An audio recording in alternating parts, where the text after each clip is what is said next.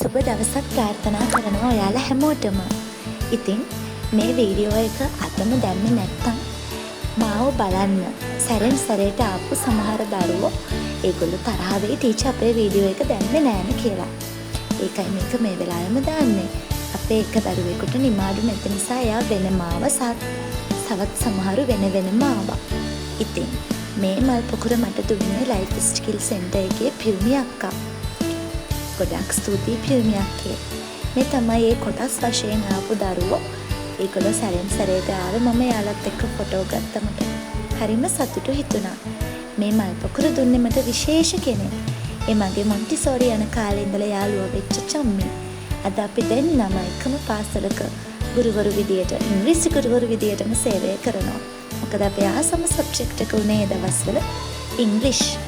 ඉතින් මේ ලස්සන ෆොටෝස් ඔක්කොම මගේ දරුවා හදපුවා.